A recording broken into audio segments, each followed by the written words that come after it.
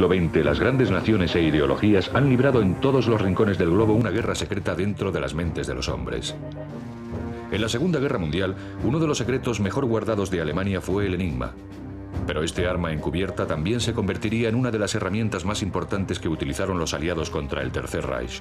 Ahora la historia del ultraenigma en Secretos de Guerra.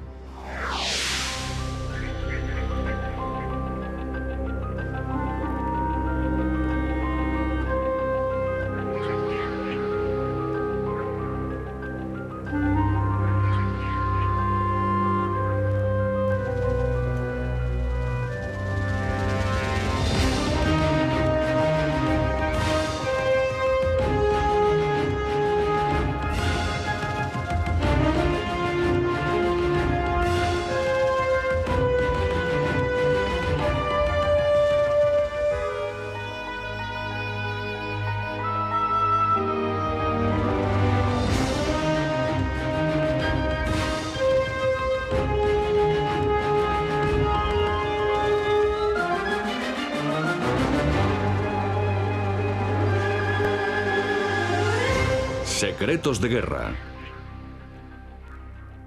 El ultraenigma.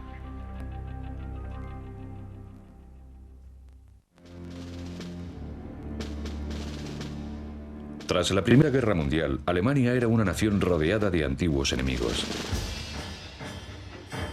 El Tratado de Versalles redujo al ejército alemán a tan solo 100.000 hombres, sin tanques y sin aviones de combate.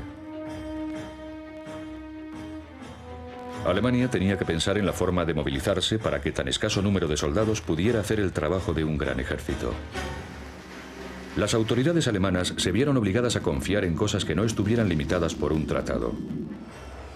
Ingeniería, diseño, automoción y motores de combustión interna. Junto con un sistema estratégico de ferrocarriles y carreteras, el vehículo de motor era el medio para transportar a los soldados de un lado a otro del país. Un siniestro oficial alemán, Heinz Guderian, estudió las teorías británicas y francesas sobre la guerra armada. Mientras la mayoría de los generales creía que los tanques debían estar dispersos por todo el frente y utilizados solo como apoyo a la infantería, Guderian concibió una nueva doctrina, los Panzers. Una idea radicalmente nueva para utilizar tanques de alta velocidad e infantería mecanizada en combinación con artillería móvil y apoyo aéreo cercano. Todas las unidades mantendrían la misma velocidad de avance que los tanques. Guderian se hizo famoso como comandante de tanques, pero antes fue oficial de señales. Para coordinar su revolucionaria doctrina de maniobras rápidas, todos los tanques debían llevar radio.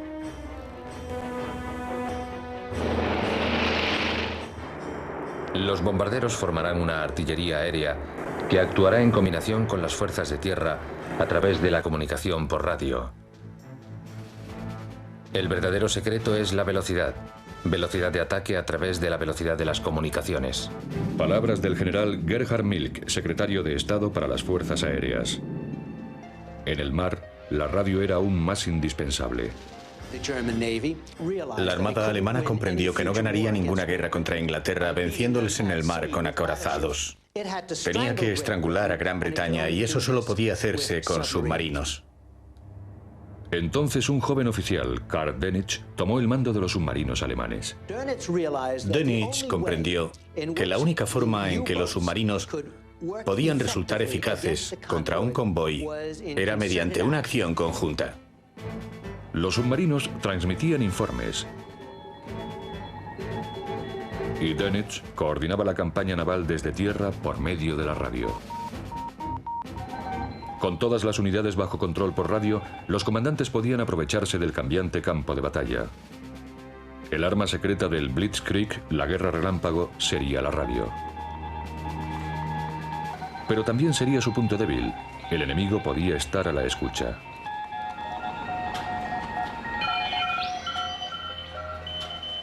Los alemanes habían pagado muy caro sus fracasos criptológicos en el pasado. A principios de la Primera Guerra Mundial, el crucero alemán Magdeburg encalló en el mar Báltico. Los rusos, que estaban muy próximos a la zona, capturaron el barco y en su interior encontraron el libro de las claves secretas de la Armada alemana. Un destructor ruso se encargó de llevar el libro a Londres y entregárselo al primer señor de los mares, Winston Churchill. Los ingleses lo utilizaron para descodificar los mensajes de la Armada alemana durante la guerra y embotellar a la flota alemana. En las batallas de Dogger Bank y Jutland, los ingleses explotaron sus conocimientos secretos. La inesperada presencia de los ingleses nos lleva a la conclusión de que el encuentro no fue casual, sino que, de alguna manera, los ingleses habían descubierto nuestro plan. Palabras del almirante Scheer, comandante en jefe de la flota alemana. En 1925, Churchill publicó un libro sobre la Primera Guerra Mundial y cometió un error que más tarde lamentaría. Desveló el secreto de que los aliados habían descifrado las claves alemanas. Cuando los alemanes leyeron aquello, comprendieron que los libros de claves eran demasiado vulnerables para ser utilizados en la guerra moderna. Para dirigir la Wehrmacht, la máquina de la guerra, a velocidad de máquina, necesitaban una máquina codificadora, una máquina que protegiera las verdades, una máquina que nublase los mensajes, una máquina que confundiese. En Berlín, un ingeniero alemán, Arthur Servius, presentó una máquina codificadora a la venta en el mercado. Le puso un nombre inspirado en la Exitante, de la obra del compositor inglés Sir Edward Elgar, Variaciones del Enigma. El codificador Enigma tenía una fila de teclas para poner el mensaje en clave. Eso pasaba por una corriente y aparecía como letras encendidas en una pantalla. Si se pulsaba la A, salía una Q. Si se presionaba otra vez la A, salía una X, y así sucesivamente. El eje de la máquina era una rueda en clave. Giraba 26 veces y cada vez que se pulsaba una A, salía una letra distinta. Junto a esta rueda había otra, de modo que cuando esta, como el odómetro del coche, da una vuelta entera o una revolución, la siguiente gira un espacio. Así tienes 26 por 26 por 26, es decir, 17.000 combinaciones posibles antes de que se repita esa secuencia de letras.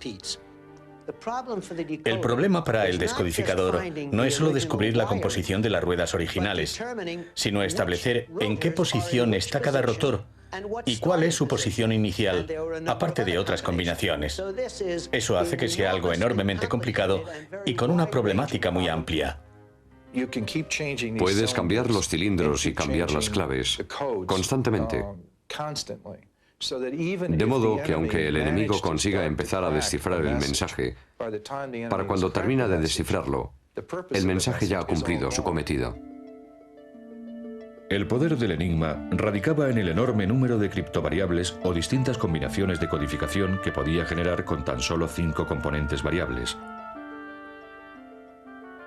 Un panel de clavijas, 3 rotores en orden, cada uno con 26 posiciones de arranque, un anillo movible en cada rotor y un medio rotor reflector. El número de combinaciones posibles era una cifra tan elevada que no tenía nombre. Solo 3 por 10 elevado a 114. Para hacernos una idea, se estima que solo hay 10 elevado a 79 átomos en todo el universo observable. Ello dio a los alemanes una gran confianza en su aparato. A medida que los nazis fueron aumentando su poder, este enemigo común sirvió de unión para los servicios de inteligencia de Francia e Inglaterra. Pero los polacos, sitiados y en inferioridad, tenían necesidad imperiosa de conocer las intenciones germanas. El servicio de inteligencia polaco se puso en máxima alerta y vigiló todas las comunicaciones alemanas, incluido el correo. Hacia 1930, enviaron un paquete de Alemania al cónsul alemán en Varsovia. Eso fue un sábado, día en que no se hacían entregas, así que el servicio de inteligencia polaco se enteró. Era un codificador, un enigma, y solo lo tuvieron durante 48 horas. Hicieron todas las copias posibles, fotografías, etc. Lo volvieron a empaquetar de forma que los alemanes no se dieran cuenta de que el paquete había sido abierto y lo entregaron al cónsul alemán el lunes por la mañana. Los polacos intuyeron que los matemáticos podían descifrar las claves del aparato y pidieron al joven y prometedor estudiante Marion Rejewski que examinase el enigma. A mí me parece que la labor de descodificación es una de las cosas más difíciles, laboriosas y a la vez aburridas e interesantes que existen. Tienes delante un mar de números y letras que no tienen el menor sentido. Y lo que tú intentas es encontrar pequeñas repeticiones. Los mensajes alemanes a menudo se transmitían por la misma frecuencia de radio y cada orden tenía diferentes claves.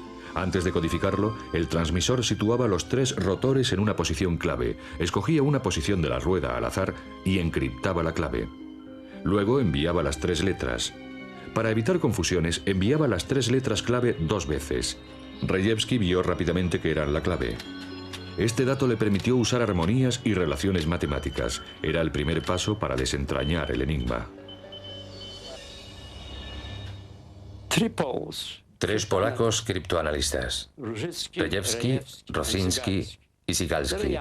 Eran jóvenes y estaban llenos de ideas, porque para descifrar algo como el enigma hace falta también visión, hace falta imaginación. El mejor de todos era Marion Rejewski. Desarrolló unas teorías matemáticas muy elegantes que le permitieron saber qué rotores había en la máquina en una transmisión concreta. Pero no podían descifrar los mensajes, ya que los alemanes, que no eran estúpidos, habían utilizado un cableado en el interior de los rotores distinto al que tenía el enigma comercializado. Parecía inútil.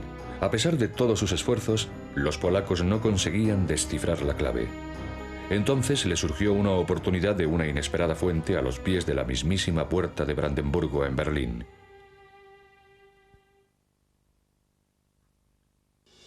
En 1931 entró un hombre en la embajada francesa de Berlín. Dijo ser un oficial de la Cifrstelle, la oficina alemana de codificación.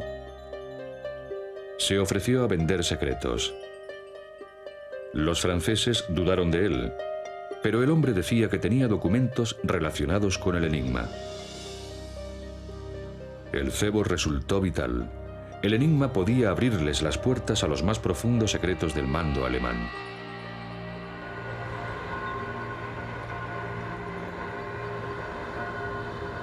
El oficial alemán era Hans Thilo Schmidt.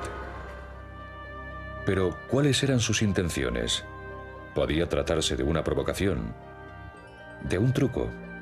Tal vez había ido para desconcertarles, para engañarles, o para tenderles una trampa. ¿Por qué iba a desvelar un oficial alemán los secretos mejor guardados de su nación? La respuesta era simple. Su móvil era el dinero. Los franceses encargaron a un agente, el coronel Bertrand, que investigara el pasado de aquel hombre. Descubrieron que Schmidt tenía un hermano mayor, Rudolf, que dirigía la oficina de codificación. La Primera Guerra Mundial había corrompido un poco al joven Schmidt. Era perezoso, no le interesaba ganarse la vida honradamente. Lo que más le gustaba era ir detrás de las chicas. Su hermano Rudolf le consiguió un empleo en el centro de codificación. Hans Thilo Schmidt era un tipo sórdido que comprendía que tenía acceso al secreto más secreto. Recibió unos 10 millones de francos actuales, una suma enorme. Era indudable que estábamos tratando con un hombre duro e inteligente. Y una vez que se hizo con el dinero, quiso dejarlo. Tuvimos que hacerle comprender que había entrado en un mundo del que no había escapatoria. Bertrand fotografió enseguida los documentos. Cuando regresó a París con los negativos, se dio cuenta de lo que tenía, la llave del enigma. Bertrand acudió a sus compañeros de la oficina de codificación para estudiar los documentos y le dijeron: bueno, es una máquina, es imposible hacer nada. Bertrand ofreció los secretos a los ingleses, pero con ellos no tuvo mejor suerte. Por entonces los franceses, al igual que los ingleses, no habían avanzado nada en el desciframiento del enigma. Intentaban enfoques lingüísticos que estaban destinados a fracasar. De modo que los franceses, como gesto de buena voluntad, entregaron la información a los polacos sin saber lo que estos habían estado haciendo.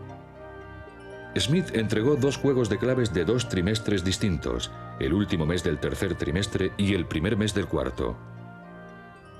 Esto proporcionó a Rejewski lo que necesitaba.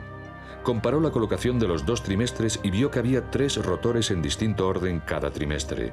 Gracias a esta información, por primera vez podían descifrar el enigma. Pero entonces, naturalmente, el problema era que necesitaban tener las claves para fabricar una máquina que descifrase los mensajes recibidos. En los años siguientes, Smith se reunió con los franceses 34 veces. Les entregó 25 claves.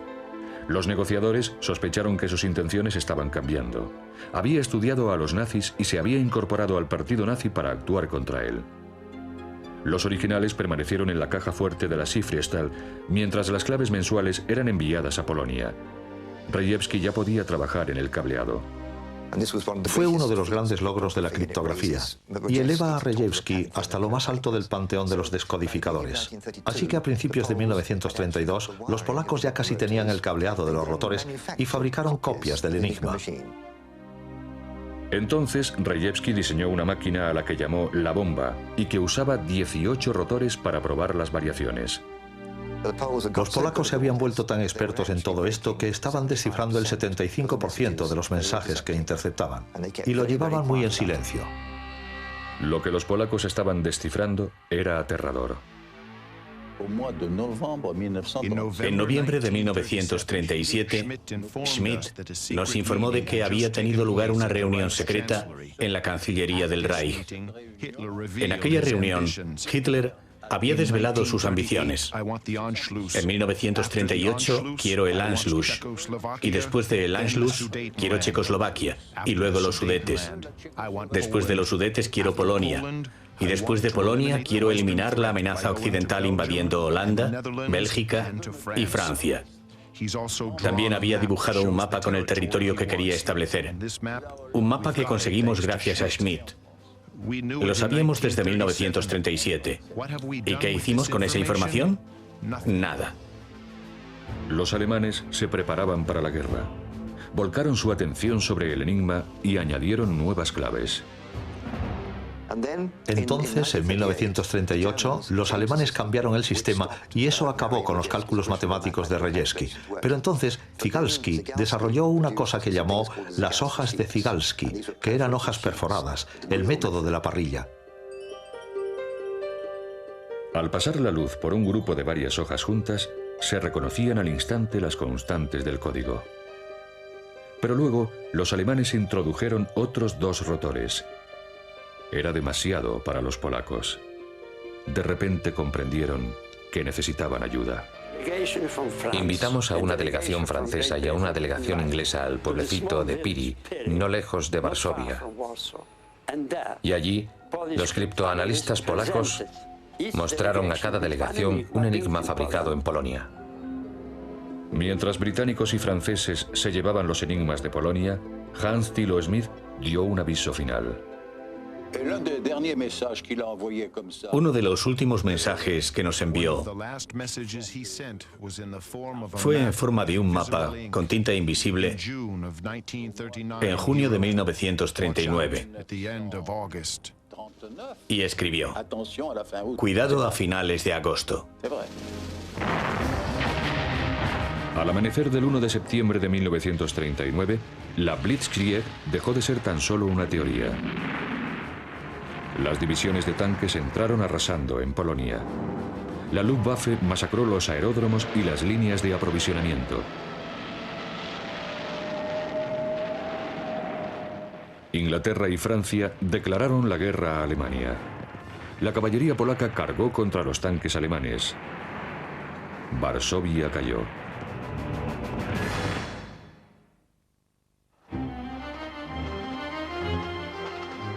Primavera de 1940. Mientras la Blitzkrieg amenazaba a Europa, la lucha contra el enigma proseguía en Inglaterra, en un pueblecito a medio camino entre Oxford y Cambridge. Bletchley Park, conocida como Estación X, fue la sede secreta de la Escuela Gubernamental de Claves y Códigos. Los miembros de esta escuela se hacían llamar Sociedad de Golf y Ajedrez. El enfoque británico consistió en reunir en Bletchley Park, fuera de Londres, a todo aquel que, según ellos, pudiesen ayudar en la descodificación. Reclutaban a matemáticos, a personas que sabían resolver crucigramas del Times, a esa clase de personas excéntricas que van vagando por ahí, pero que tienen una buena meta. En cierto sentido, se ven las dos culturas. Una usa una máquina que no confía en los seres humanos, mientras que la sociedad británica dice, vamos a reunir a esos personajes tan curiosos de Oxford y ya se les ocurrirá algo. Pusieron antenas por todas partes y empezaron a escuchar las transmisiones alemanas, pero enseguida comprendieron que no era una idea muy brillante tener tantas antenas si querían mantenerlo en secreto, así que se llevaron las escuchas a las llamadas estaciones Y, las estaciones de intercepción que había por todo el país. El joven matemático Gordon Welchman estudió las intercepciones. Las distintas claves sugerían la existencia de distintas redes, distintas estructuras en las órdenes. Hizo un mapa de intercepciones y empezó a verle alguna lógica, a elaborar un gráfico de las redes y las claves. Mientras tanto, Harry Hinsley, un joven alumno de Cambridge, analizaba el tráfico. Cuando la red radiofónica alemana tuvo que extenderse por la costa noruega, tras la ocupación de Noruega, se hizo mucho más volátil. Su comportamiento empezó a variar mucho más que antes. Pude empezar a prever los movimientos navales porque el comportamiento de este gran sistema de señales era tan extraño que no me cabía duda que significaba el movimiento de grandes barcos saliendo del Báltico. Nada tan chocante había sucedido antes. Hablé con alguien del Centro de Operaciones de Inteligencia y le dije, haga algo, algo está saliendo del Báltico, algo gordo. Hinsley era un estudiante de 21 años y en Bletchley no se hacían trabajos de espionaje, solo criptoanálisis. Me escuchó con mucha paciencia y anotó mis comentarios en un diario de guerra, pero no quiso escalarlo. En fin, no hicieron nada. Dos acorazados, el Sharpholmes y el Gneisenau, subieron por la costa y hundieron al Glorious sin previo aviso. No tuvieron tiempo ni de pedir ayuda. Nos enteramos primero por la radio alemana. Ya puede imaginarse las consecuencias que tuvo aquello sobre nuestra relación con el almirantazgo. En Bletchley estaban aprendiendo a combinar el espionaje de señales con el análisis de tráfico y con lo que ellos llamaban chuletas. El problema no está en el sistema de codificación, sino en los humanos que lo manejan. Eso es lo que pasaba con los alemanes. Eran muy chapuzas y tenían formas muy desenfadadas de enviar los mensajes, y en concreto de seleccionar las claves de mensaje. Uno de nuestros personajes favoritos en Bletchley Park era un pobre alemán que todas las semanas colocaba los rotores de su enigma en la posición WAL y luego ponía la clave de mensaje en KLA. Con el tiempo descubrimos que él se llamaba Walter y que su novia se llamaba Clara. Así se acordaba. Todos los altos mandos enviaban una felicitación de cumpleaños a Hitler. De repente, varios cientos de altos mandos de tierra, mar y aire enviaban mensajes encriptados a Berlín felicitando a Hitler por su cumpleaños. Eso les proporcionó una cantidad fantástica de chuletas. Una chuleta hoy en día es un texto normal en el que a partir de ciertas inferencias puedes adivinar fácilmente cuál era el texto original utilizado para codificar el mensaje. La búsqueda de chuletas era una gran prioridad y empezaba nada más recibir tráfico. Era una carrera constante contra el tiempo. Hasta el último segundo contaba, con una exactitud al 100%. No podías cometer ningún error. Por ejemplo, me acuerdo de haber trabajado 36 horas seguidas en un par de ocasiones, sin experimentar la menor fatiga. Me parecía enormemente divertido. Los alemanes cambiaban la clave todas las noches a las 12. Y si conseguías descifrar 1 o 2 mensajes con esa clave, podías descifrar todas las transmisiones durante esas 24 horas. Una chuleta era una puerta al enigma, un resquicio en la armadura. Ahora debían dedicar todos sus esfuerzos a abrir brecha. Y lo que pensaron fue hacer una máquina que descodifique a la otra máquina. La máquina que pensaban fabricar los británicos fue ideada por primera vez por un excéntrico genio de las matemáticas. En 1936, Alan Turing redactó un informe sobre la computabilidad de los números y creó algo nuevo. Turing fue el primero en aplicar un método científico al asunto. Utilizó toda la teoría de la probabilidad y la estadística, cosa que se aplica en todo trabajo de alto nivel. Era un genio, de eso no hay duda. Y cómo no, era un excéntrico, como tantos genios, pero en él era un poco radical. Turing hacía ciertas cosas que molestaban a la gente. Por ejemplo, no saludaba a los demás cuando les veía por la mañana, basándose en que ya les había saludado el día anterior. No veía que tuviese que volver a saludarles porque había vuelto a salir el sol. Turing vagaba por todo Bletchley con su máscara de gas puesta. Le aliviaba su alergia al heno, pero aumentó su leyenda de excéntrico. Veía el núcleo de los problemas. Eso es un gran don, poder ir directo al núcleo del problema. Era el Entscheidungsproblem, la cuestión de si existía algún método matemático para saber la verdad, para descifrar una clave. Entre chuletas y desciframientos se habían reducido las posibilidades generadas por el enigma hasta 10 elevado a 23, solo 100.000 millones de billones. El problema es, en este enorme espectro de 10 elevado a 20, encontrar la combinación que te da la solución y encontrarla rápidamente. Necesitas ideas muy inteligentes y lógicas para eliminar un gran número de esas combinaciones. Se le ocurrió una idea muy brillante, en mi opinión, que fue que a partir de una contradicción se puede deducir todo. La idea de Turing no era encontrar la combinación buena, sino las malas.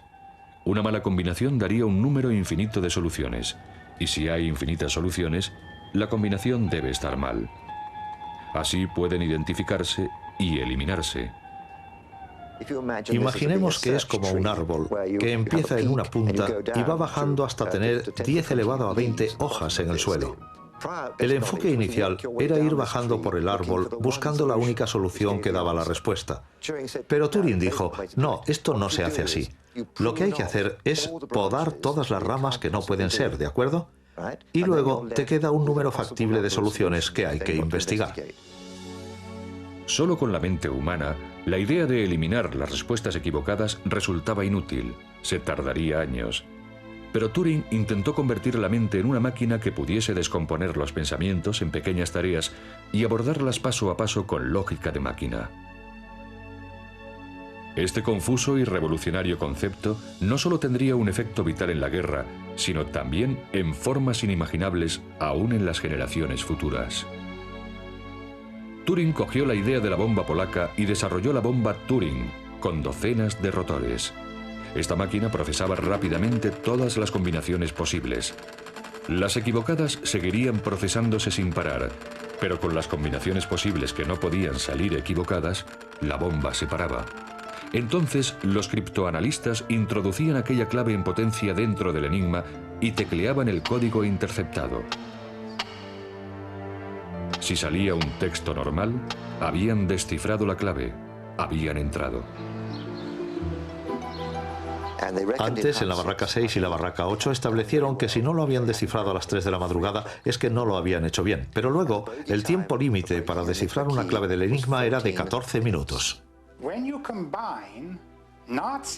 Cuando combinas la estupidez nazi con el amor de los alemanes por el orden, tienes algo muy vulnerable.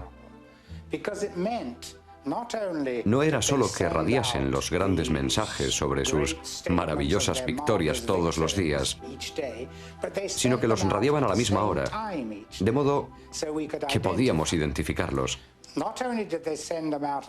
Y no solo los radiaban a la misma hora de cada día, sino que los radiaban por todos los canales, de modo que si descifrábamos un mensaje obteníamos la clave y usábamos esa clave para descifrar otro mensaje.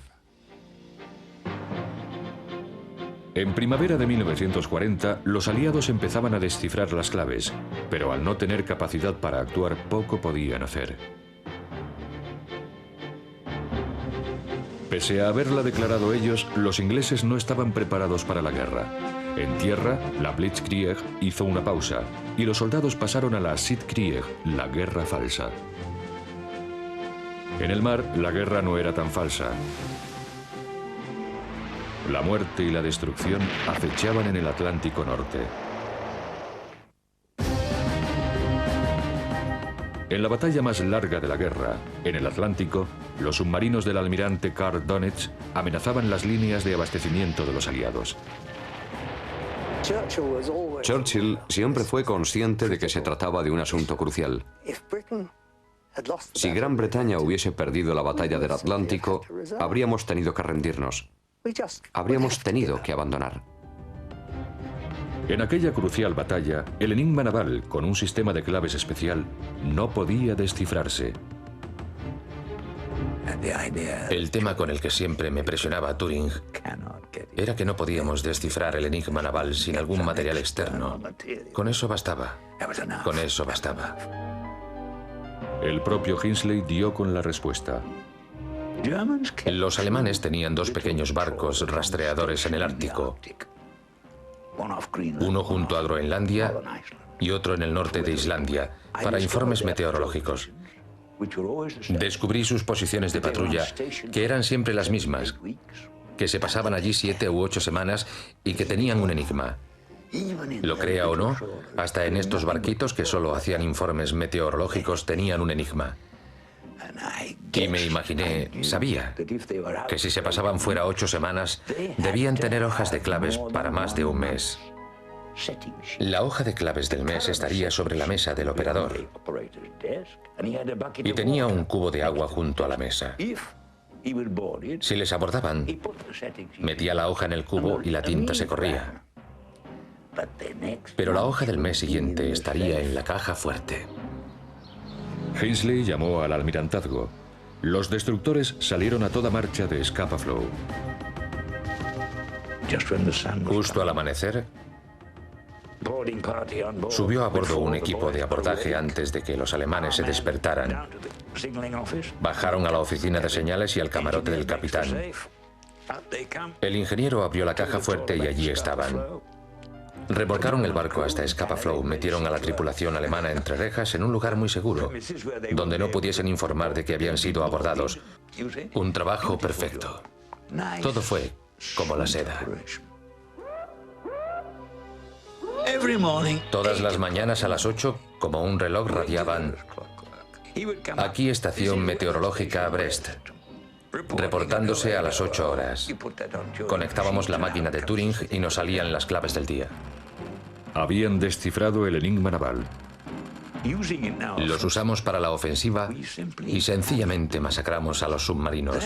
Les amargamos la vida.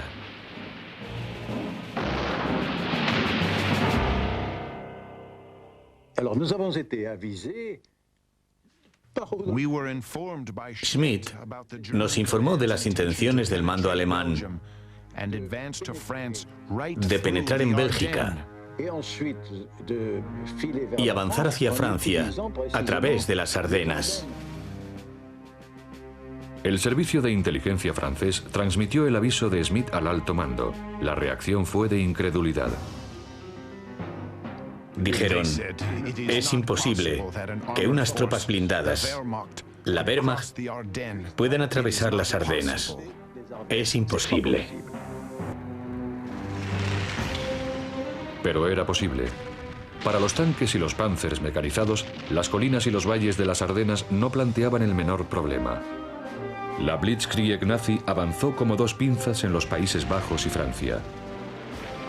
Los destacamentos británicos quedaron aislados en la costa del canal. Tardarían solo unos días en destruir las fuerzas inglesas. Entonces, en Bletchley descifraron una intercepción. Gracias a los errores de los operadores de las fuerzas aéreas alemanas, que estaban muy mal adiestrados en señales, desciframos sus códigos. Se planteó una discusión por radio. El mariscal de campo, Hermann Göring, se jactaba de que su Luftwaffe destruiría al enemigo. Los generales de los Panzers pidieron permiso para atacar, pero con la esperanza de lograr una paz negociada, Hitler les ordenó esperar.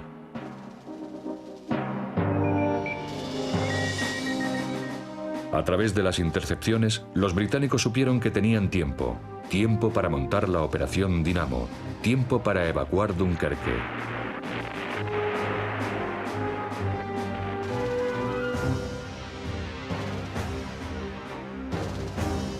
Ahora los alemanes se disponían a embarcarse en la Operación León Marino, la invasión de las islas británicas, pero antes debían hacerse con el control de los cielos. Primero debían derrotar a la Royal Air Force.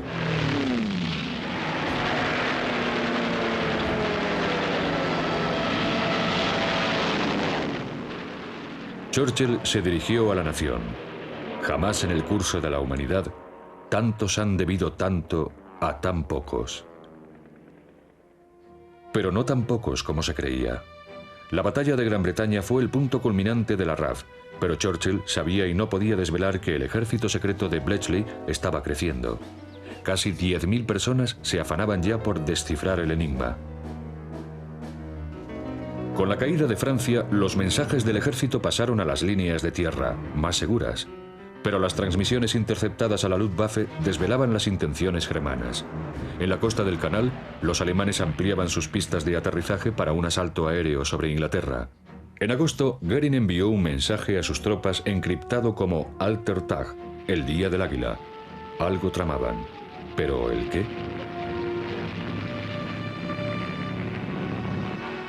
Entonces, el 13 de agosto, una hilera de bombarderos de la Luftwaffe apareció rugiendo por el Támesis. El Día del Águila, un ataque masivo sobre Londres, estaba concebido para quebrantar la moral de los ingleses. Los cazas de la RAF rechazaron la primera oleada de bombarderos y se rearmaron para enfrentarse a la segunda. Los bombarderos abortaron el ataque y huyeron. Para sorpresa de los alemanes, parecía que el número de cazas británicos era inagotable. Los alemanes se desanimaron. En septiembre, el enigma transmitió un mensaje vital. Hitler había ordenado retirar las fuerzas de apoyo a la invasión. Inglaterra había resistido a la vanidosa Luftwaffe. Los mensajes interceptados al enigma y descodificados, ahora con el nombre clave de Ultra, empezaron a participar en la estrategia ofensiva. Como puede imaginarse, Ultra, que era producto del enigma, debía distribuirse y usarse con un cuidado inmenso. En todos los puestos de mando había un señalizador y descodificador formado en Bletchley. Recibían las señales, las descodificaban, llevaban el mensaje al personal de inteligencia, se quedaban presentes hasta que terminaban, lo recogían y lo quemaban. Era muy importante que los comandantes de campo comprendiesen, y tenían órdenes expresas de Churchill, que no debían hacer nada que pudiera alertar a los nazis de que la información provenía de Ultra. Si sabías por Ultra que había un barco que querías hundir, primero intentabas que un avión apareciese cerca del barco para que ellos lo vieran y dijesen: «Cuidado, nos ha avistado un avión aliado». De modo que cuando recibía un ataque más tarde, no sabía que había sido por un mensaje descodificado. En el norte de África, la seguridad de las señales era vital. El mariscal de campo, Erwin Rommel, tenía un mensaje descodificado de los americanos que desvelaba los planes británicos. Informados de la situación por Ultra y por otros documentos capturados, los americanos cambiaron sus claves. La legendaria estrategia intuitiva de Rommel se vino abajo. Conseguimos descodificar los mensajes, lo suficientes, justo a tiempo para permitir al general Auchinleck mantener a Rommel fuera de El Cairo. Cada vez que Rommel planeaba atacar por algún lado, Auchinleck llegaba con sus fuerzas a tiempo. De no ser por aquel servicio de inteligencia y por los recursos que estábamos destruyendo, los alemanes habrían ocupado El Cairo. Montgomery utilizó a Ultra en el gran engaño de El Alamein, que llevó a Rommel a caer en una trampa británica.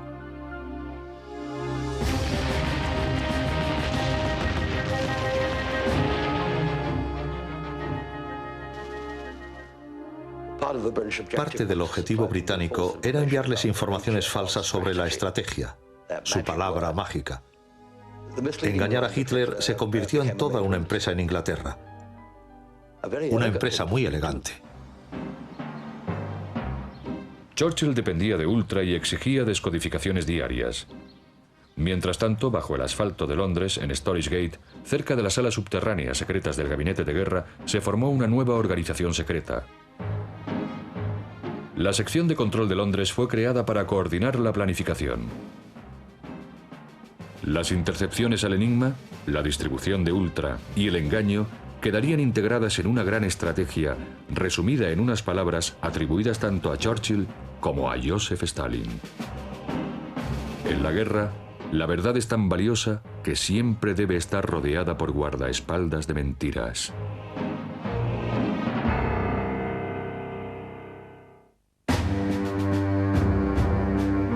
En 1942, los aliados contraatacan en el norte de África, pero de repente, sin previo aviso, la guerra en el mar se vuelve en su contra.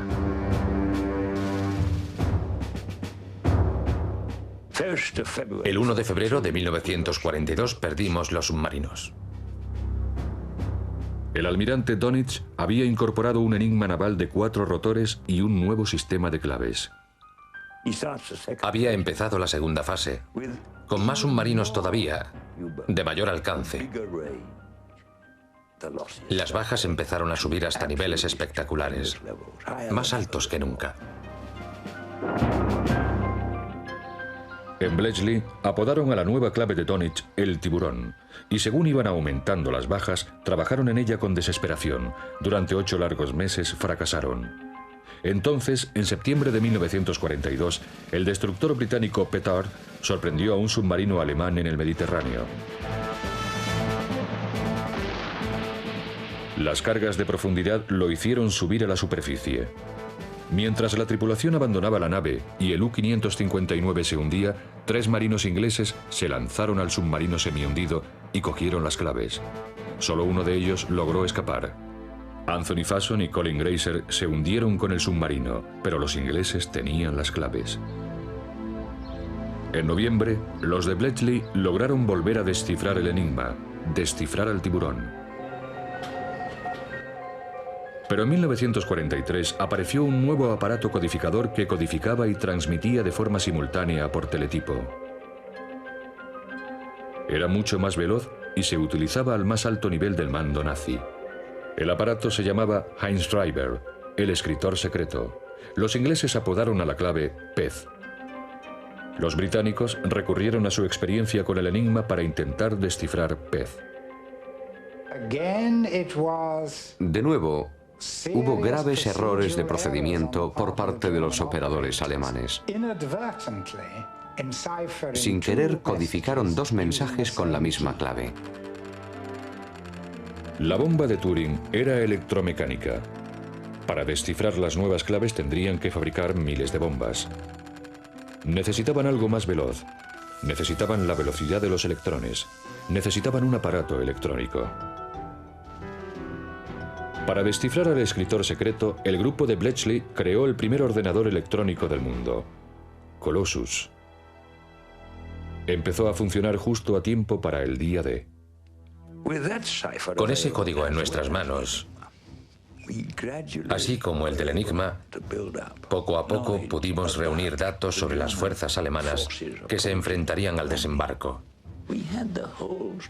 Teníamos todo el mapa estratégico y táctico de los planes y dispositivos alemanes para rechazar la invasión. Eisenhower se apoyó en Ultra e hizo del engaño la clave para su estrategia del día D.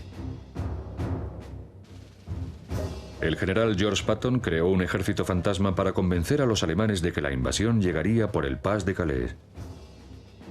El hecho de saber lo que los alemanes pensaban y decían, y de saber cuántos de aquellos mensajes eran aceptados, nos permitió planificar la operación y llevar a cabo el engaño muchísimo mejor.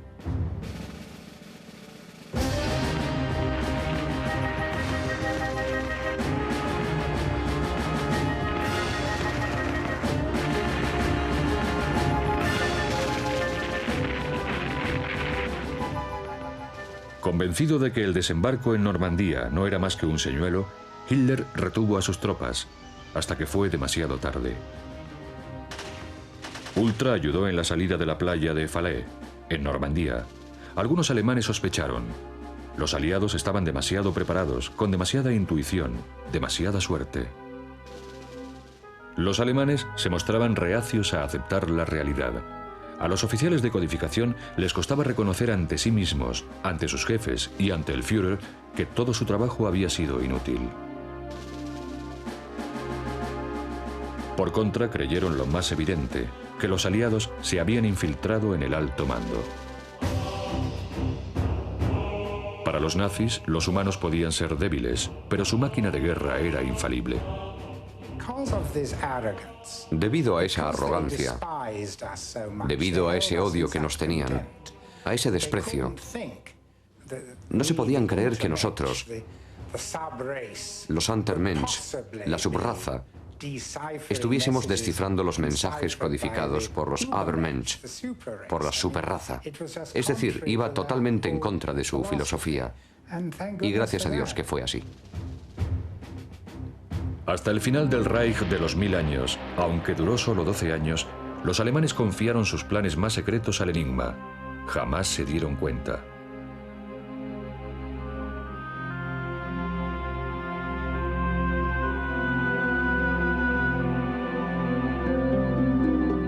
El enigma del enigma es cómo pudieron descifrarlo los aliados. El código de la máquina estaba considerado como indescifrable. Los alemanes disponían de una gran organización para salvaguardar sus secretos, pero esta misma salvaguardia y la inquebrantable fe depositada en ella por sus creadores se convirtió en una de las armas más potentes del arsenal aliado. Muchos factores se combinaron para descifrar el enigma. Los desesperados polacos crearon nuevas teorías matemáticas. Un oficial alemán se hizo traidor. Los cansados soldados desvelaron claves. Brillantes mentes se reunieron en Bletchley Park. Pero quizás el elemento más importante fue el propio carácter de los nazis.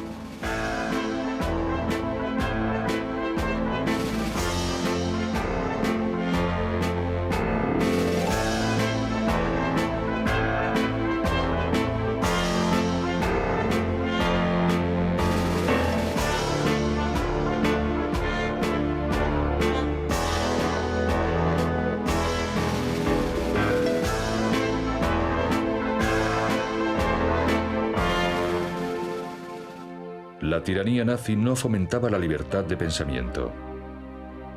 Los aliados pudieron identificar a sus mejores pensadores y dedicarlos a la criptología. En Alemania, los mejores pensadores no se dedicaron a la criptología. Muchos de los mejores pensadores fueron a parar a los campos de concentración. Deshacerte de tus principales intelectuales cuando quieres librar una guerra de alta tecnología es una auténtica estupidez. Los nazis atenazaron las ideas y exigieron lealtad a una raza de superhombres, ellos mismos. Los nazis estaban en guerra con el intelecto. Las mejores mentes trabajaron en su contra.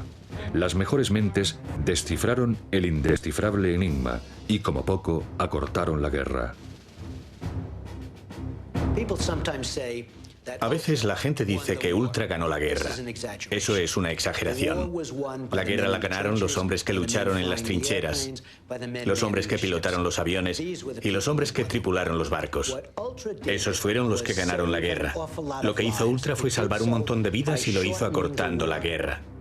De haber ganado Hitler la guerra, habría dominado el mundo entero. Esa era su idea. Y entonces su sistema habría durado, como él esperaba, 1000 años. Eso es lo que buscaba. Yo creo que a la gente le gusta ser modesta en sus afirmaciones, así que afirman algo muy razonable, que acortaron la guerra unos 2 años. Pero puede que salvasen a la civilización. Tras la guerra, Winston Churchill escribió una historia de la guerra en varios volúmenes, pero había aprendido bien la lección.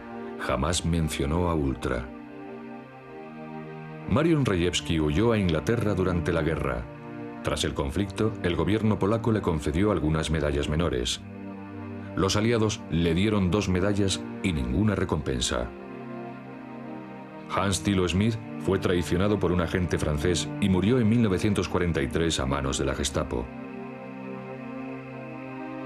En 1954, y tras ser condenado por homosexual, Alan Turing se suicidó. Sus ideas y las ideas desarrolladas por los polacos y los criptógrafos de Bletchley Park en medio de una guerra desesperada. Desde la bomba, hasta el Colossus, fueron los arquetipos del invento probablemente más importante del siglo XX, el ordenador.